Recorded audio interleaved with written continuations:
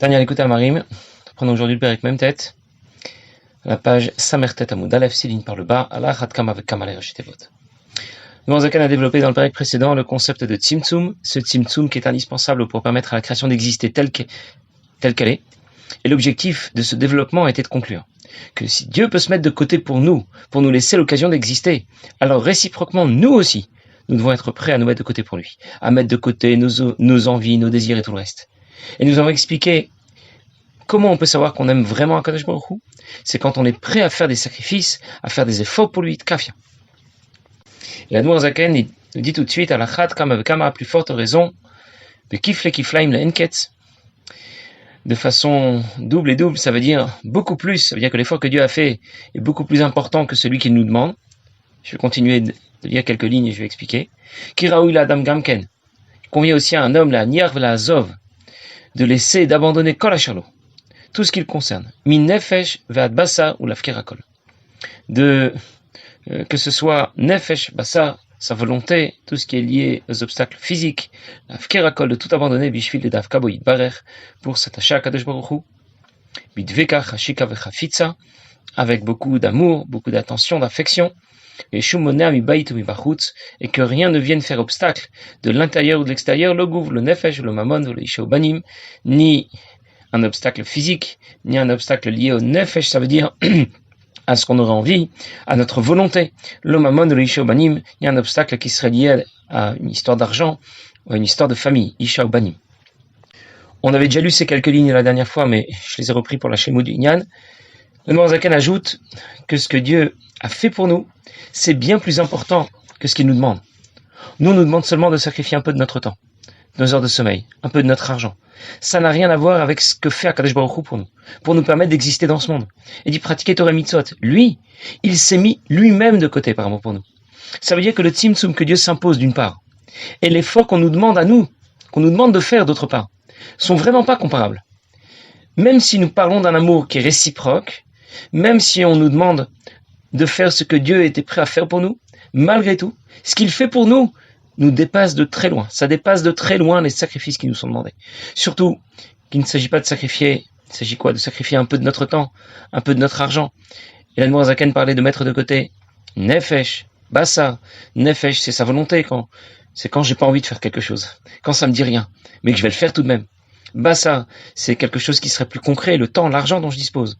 Puis il ajoute, ou l'afkirakol, de tout abandonner. Et quand on lit ces quelques mots, dans le Tanya, on a un peu l'impression que l'Admour Zaken se répète, puisqu'il parle de la Azov Kol Hacharlo, mi Nefesh vad Bassa, de tout abandonner, de tout ce qui le concerne, que ce soit Nefesh ou Bassa, que ce soit dans un domaine un peu moins concret, un peu plus concret, l'afkirakol, tout abandonner. Et on sait très bien que l'Admour Zaken ne fait pas de style dans le Tanya. Le père du Rabbi Levi Yitzhak explique que ces trois expressions, la Azov Kol Hacharlo, mi Nefesh, et puis vad Bassa, et puis la Afkir et Akol, ces trois expressions correspondent aux trois tzimtzumim de Bria, Yetzira, Asiya, que Kadosh Baruch Hu s'impose pour nous laisser l'occasion d'exister. Les deux premiers, ce sont les tzimtzumim qui s'imposent de Hatzilut à Bria, et de Bria à Yetzira. Et ces deux premiers tzimtzumim sont encore dans le même registre, parce que ce sont des tzimtzumim qui permettent le passage d'un monde spirituel, de Hatzilut ou de Bria, à un autre monde qui est aussi spirituel, de Bria ou de Yetzira. Et c'est ce que l'Admour Zaken désigne en disant la Azov Akol mi Nefesh vad Bassa. Par contre, le dernier tzimtzum qui s'impose de Yetzira Asiya, c'est un tzimtzum qui n'est plus du même ordre, un tzimtzum qui n'est plus dans le même registre, un tzimtzum différent, plus puissant, celui qui va permettre le passage de Yetzira Asiya, ça veut dire d'un monde spirituel à un monde matériel. Et là, la fracture est complètement différente. Et c'est ce que l'Admour Zaken désigne en disant les Hafkirakol. Ça correspond à une fracture énorme. Là, on touche le fond. On plonge dans un monde matériel. Et si d'abord l'Admour Zaken nous parle de s'écarter de ce qui est négatif, lorsqu'il parle de les Aniar, la Azov, les Hafkir, de laisser, d'abandonner, de mettre de côté. Mais cet amour pour Dieu doit aussi motiver notre comportement dans le sens positif. Et c'est pour ça que l'Admour Zaken a ajouté Bidveka, Chashika, Vechafitza, avec beaucoup d'amour, beaucoup d'affection, beaucoup d'intérêt. Il utilise à nouveau trois expressions différentes. Et c'est pas par hasard. Ces trois expressions qui correspondent, de nouveau, aux trois tzimtzumim dont on a parlé, que Dieu s'impose pour nous permettre d'exister. Alors, On attend donc de nous de surmonter tous ces obstacles, de surmonter ces défis, que ce soit mi bayit ou mi bachutz, les défis qui viennent de l'intérieur ou de l'extérieur. Ça veut dire quoi mi bayit, de l'intérieur? Ça peut être de l'ordre du gouffre, peut-être un obstacle physique, peut-être aussi un obstacle plus subtil, du rendu nefesh, la volonté manque, le plaisir n'y est pas. Ou bien ça peut être un obstacle mi bachutz, un obstacle qui viendrait de l'extérieur. Ça peut être mammon, l'argent. J'ai pas l'argent nécessaire pour accomplir cette mitzvah. Si je dépense de l'argent pour cette mitzvah, qu'est-ce qui va me rester déjà? Ou bien Isha ou Banim, la famille, sa femme, ses enfants, c'est même pas pour moi, c'est pour ma famille. Voilà tous les obstacles que l'on doit surmonter. Voilà tous les défis que l'on doit relever. Comment faire pour y arriver? Il va falloir réfléchir sincèrement à ce que la Noirzaken nous a expliqué depuis le Perek Memvav. Le moment privilégié pour cette réflexion, c'est le moment de la Tfila. Eh bien, la Noirzaken va nous dire que justement, les idées de cette réflexion, on va les retrouver dans les brachot du Kriyat Shema. Et c'est de cette manière que nous allons bien comprendre. Pourquoi les Chachamim ont instauré de lire deux brachot qui précèdent le Kriyat Shema, a priori, le contenu de ces deux brachot, ce dont on parle dans ces deux brachot n'a rien à voir avec la lecture du Shema Israël, comme le Rashba et les autres poskim le disent. Alors pourquoi on les appelle les brachot de Kriyat Shema? Et pourquoi est-ce qu'on en parle précisément avant le Kriyat Shema? Pourquoi ce sont ces idées qui sont développées? Les Chachamim ont institué deux brachot avant de lire Shema Yisrael.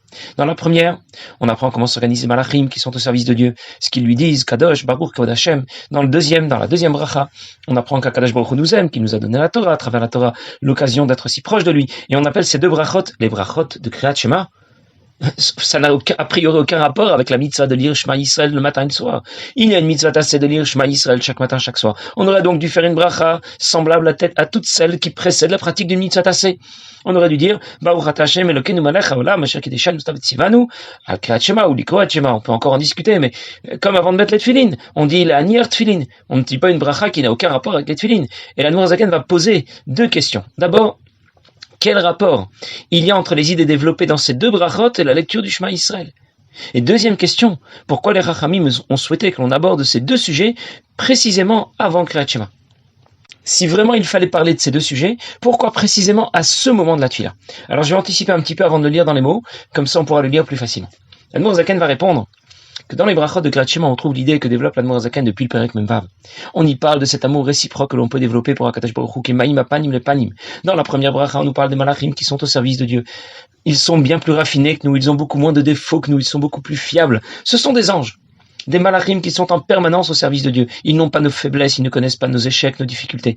Les malachim sont extraordinaires. Ils servent Dieu d'une façon magnifique, exceptionnelle. Et pourtant, Dieu ne s'intéresse pas à eux.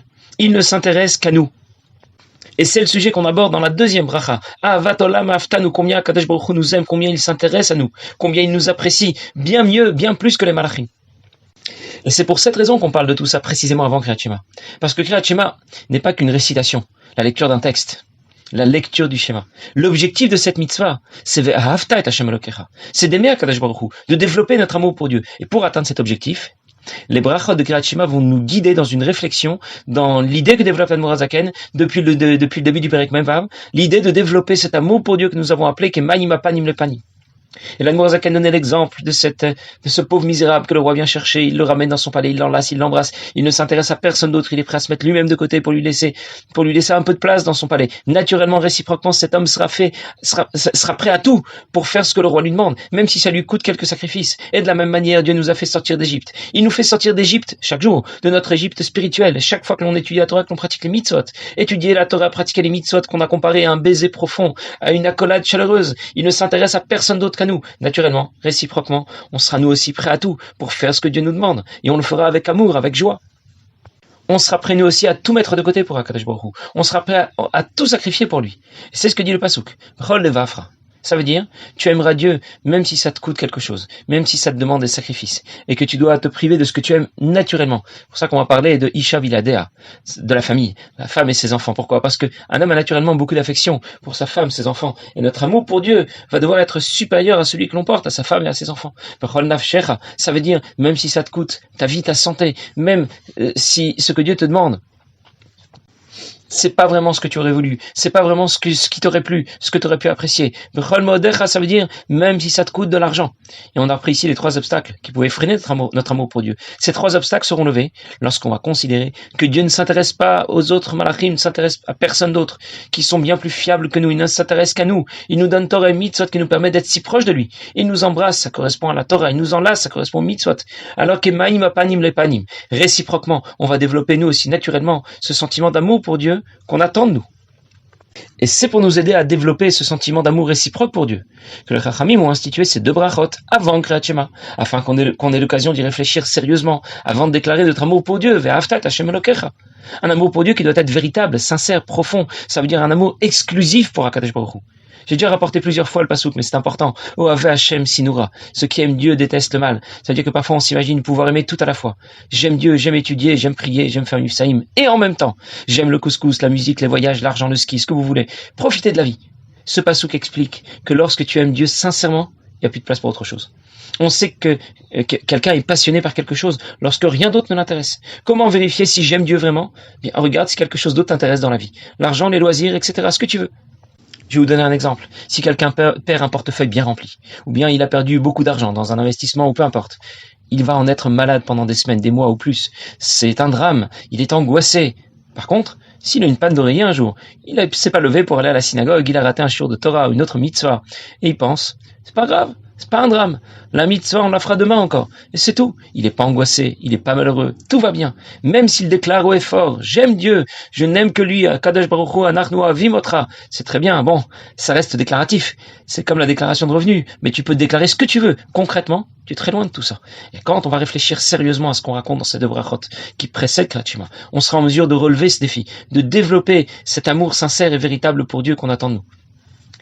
Et on a distingué 3 types d'obstacles à dépasser. Bechol levavcha, il s'agit d'aimer Dieu plus qu'on aime sa famille. Bechol nafshecha, il s'agit d'aimer Dieu plus que sa vie et sa santé. Bechol modecha, plus que l'argent. Et c'est un défi énorme à relever. Comment y arriver? En menant la réflexion guidée dans laquelle nous engagent les 2 brachot qui précèdent Kriyat Shema, qui nous rappellent que Dieu a mis de côté le malachim pour ne s'intéresser qu'à moi. Moi aussi, je dois être prêt à tout mettre de côté pour ne m'intéresser qu'à lui. Ça ne veut pas dire, bien sûr, abandonner sa famille, Chas v'Shalom, vivre dans la précarité et négliger sa santé, pas du tout. Ça veut dire que ma priorité, c'est Akadosh Baruch Hu. Il me demande de fonder une famille et de leur apporter ce dont ils ont besoin. Il me demande de prendre soin de ma santé. Il me demande d'être prudent et prévoyant, d'être un homme de budget. Eh bien, je vais le faire. Parce qu'il me le demande, parce que Dieu me le demande. Et pas pour la satisfaction personnelle, pour l'intérêt personnel que je pourrais avoir. Alors l'Admour Zaken commence la réponse qu'il nous donne dans les mots. Et la Mishum, l'objectif de Kriyat Shema est d'accomplir la mitzvah des Dieu bechol levavcha b'shnei yitzarecha, que Nefesh Abamit aussi en soit convaincu, qu'il n'y a rien d'autre qui puisse nous intéresser, pas seulement intéresser notre Nefesh Elokit, mais intéresser aussi notre Nefesh Abamit. Dainu le'amod neged kol monea me'avat Hashem. Ça veut dire de relever tous les défis, tous les obstacles qui pourraient s'opposer à cet amour pour Dieu. Quand on récite les mots de la Tfila, c'est à notre Nefesh Abamit qu'on s'adresse. Nefesh Elokitem Akadosh Baruch Hu. C'est à notre Nefesh Abamit qu'on s'adresse. C'est lui que l'on veut convaincre d'aimer Akadosh Baruch Hu au-delà de tout. Cette histoire qui raconte que Gershonberg Mipaer, qui avait l'habitude de traduire chaque mot de la Tfila quand dans les passages où il est possible de s'interrompre, il avait l'habitude de tout traduire en yiddish. Et il a un jour demandé, Rav Peretz Tchernigov, il a demandé s'il pouvait aussi avoir la permission de traduire les passages de la Tfila pendant lesquels on n'a pas le droit de s'interrompre, eux aussi de les traduire en yiddish. Et Rav Peretz a dit, mais pourquoi tu veux les traduire en yiddish? Pourquoi tu veux dire les mots en yiddish? Et Rav Gershonberg lui a dit, mon Nefesh Abamit, il comprend mieux le yiddish. Et c'est pour cette raison qu'on répète chaque jour la même chose. Ce n'est pas Akadosh Baruch Hu qui a besoin de nous entendre dire combien on déclare notre amour pour lui, combien on l'apprécie. C'est à notre Nefesh Abamit qu'on s'adresse. C'est lui que l'on veut convaincre. Et l'objectif de la Tfila en général, de Kriyat Shema en particulier, c'est de lever tous les obstacles qui pourraient s'opposer à développer notre amour pour Dieu, à servir Dieu. Il y a un Farbregen, un Tafshin Chet, où le rabbi précédent a dit qu'il y a des avrechim, il y a des jeunes gens qui sont prêts au moment où ils disent Kriyat Shema à penser à Yehuda Ila, Yehuda Tata, ça veut dire à des notions concernant l'unité de Dieu de la manière la plus haute. Mais ils oublient qu'ensuite, il faut appliquer cela dans la vie de tous les jours et lever tous les obstacles qui pourraient s'opposer à cet amour pour Dieu. Et c'est pour ça que pour relever ce défi, y arriver, Il va falloir répéter régulièrement ces idées, y méditer chaque jour, pour que petit à petit elles fassent leur chemin, et qu'on puisse enfin un jour déclarer honnêtement, sincèrement, Ve'ahavta et Hashem Elokecha. On raconte que lorsque l'Admour Zaken était en prison, il a un jour reçu la visite d'un des ministres, Poniatowski, qui venait le rencontrer relativement régulièrement. Et l'Admour Zaken, lorsqu'il l'a vu, ne s'est pas tout de suite levé. Ce n'est qu'après un certain temps qu'il a fini par se lever. Et le ministre lui a demandé pourquoi est-ce qu'il ne s'est pas levé immédiatement. Et tu avais déjà déclaré que la royauté divine ressemble à la royauté de ce monde. Et donc, dans ce cas, l'Admour Zaken avait l'habitude de se lever lorsque le ministre venait. Et l'Admour Zaken lui a répondu en lui posant une question. Elle dit, vous savez certainement que lorsque Yaakov Avinu est venu en Égypte pour rejoindre son fils Yosef, eh bien, Yaakov était en train de lire Shema Yisraël. Et c'est pour cela qu'il ne l'a pas embrassé. Yaakov n'est pas tombé dans les bras de Yosef pour l'embrasser. Il ne l'a pas vu pendant des années et des années. Et pourtant, qu'est-ce qu'il trouve de mieux à faire? Lire Kriyat Shema, il ne pouvait pas lire Kriyat Shema un peu plus tôt ou un peu plus tard. Il le revoit pour la première fois après des années et il lui dit rien, seulement Kriyat Shema. Et le ministre lui-même ne savait pas quoi répondre. Effectivement, je me suis aussi posé la question, est-ce que vous avez une réponse? Et l'Admour Zaken lui a dit, l'objectif d'un homme est de développer un amour pour Akadosh Baruch Hu, un amour exclusif pour Akadosh Baruch Hu. Et lorsque Yaakov a vu son fils après tant d'années, il a eu tellement d'amour pour lui qu'il s'est rappelé une seconde. Mais mon amour doit être exclusivement pour Akadosh Baruch Hu. Ça se fait pas ce que je suis prêt à faire là, sauter dans les bras de Yosef et l'embrasser. Alors immédiatement, il a commencé à lire Kriyat Shema. L'idée de lire Kriyat Shema, ça veut dire de réfléchir à ce qui va lui permettre de développer davantage son amour pour Dieu. Et c'est seulement après qu'il a parlé à son fils et qu'il l'a embrassé. Alors moi aussi, lorsque je t'ai vu rentrer, dit l'Admour Zaken à ce ministre, à Poniatowski, il a dit, moi aussi j'ai ressenti une grande crainte et je me suis dit, ça ne se fait pas d'avoir davantage de crainte pour toi que pour Akadosh Baruch Hu. Donc j'ai réfléchi un instant à Yirat Elokim, à la crainte de Dieu, et c'est seulement après que je me suis levé devant toi. Et on comprend du coup que les deux brachot de Kriyat Shema et Kriyat Shema, eh bien, ce n'est pas juste une récitation de 2 bénédictions avant la récitation du Shema. C'est un programme, tout un programme chargé, un défi à relever extraordinaire. Et bien sûr, on ne nous abandonne pas devant ce défi à relever. Bien sûr, l'Admour Zaken nous guide et nous aide, va nous donner des conseils pour que l'on puisse réussir à déclarer honnêtement et sincèrement Ve'ahavta et Hashem Elokecha. Passez une bonne journée.